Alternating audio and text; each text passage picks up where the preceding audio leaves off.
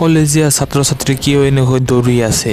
এই মুহূৰ্তত এক ব্ৰেকিং নিউজ আহি পৰিছে আমাৰ তাত। এওঁলোকে কোনো চেলিব্ৰিটি চাই থকাৰ কাৰণে দৌৰি থকা নাই। এইবিলাকে ড্ৰাগছ লৈ আছিল কলেজীয়া ইউনিফৰ্ম পিন্ধি কলেজৰ পিছফালে। এয়া আমাৰ শৈক্ষিক সমাজৰ নিৰ্লজ্জ কাণ্ড।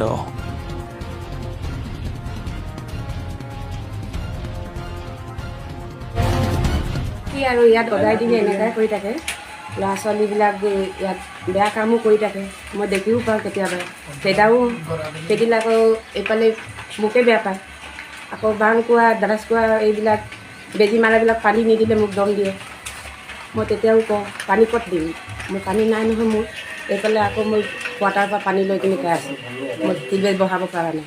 তেতিয়া কওঁ ৰাতি জ্বলাই দিম, বেউচ কৰাই কিনি বেজী মাৰি কিনি জ্বলাই দিম বুলি কয়।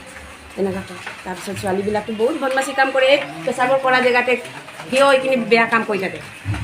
তেতিয়া গালি দিলোঁ, তেতিয়া কৈছে মোক গাঁৱলৈ কিনি কেতিয়া আহিম বুলি কৈছে। জোনাই ৰেলৱে ষ্টেচন ৰানিং ৰুমৰ সন্মুখত যিকেইটা মানে গাঁৱৰ ৰাইজে জনোৱা মতে সদায় ইয়াতে ভাং ড্ৰাগছকে ধৰি গোটেই জোনাইৰ ল'ৰা ছোৱালী ইয়াতে সকলোবোৰ ল'ৰা ছোৱালীবিলাক ইয়াতে গোট খাই থাকে বুলি গম পাওঁ। তাৰ ওপৰত ড্ৰাগছ ভাঙকে ধৰি সকলোবোৰ বস্তু খায়।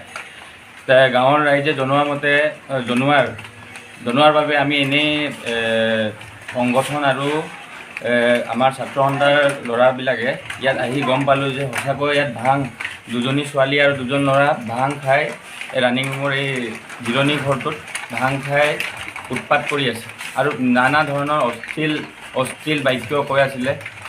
আমাক দেখি পলোৱাৰ পিছত আমি এতিয়া সকিয়নি দি কৈছোঁ আৰু পুলিচ প্ৰশাসনকো জনাম যে ইয়াত অলপ ভালদৰে ইয়াত পেট্ৰলিং মাৰিব লাগে আৰু যাতে আমাৰ পৰিৱেশটো বিনষ্ট কৰিব নালাগে। ধন্যবাদ।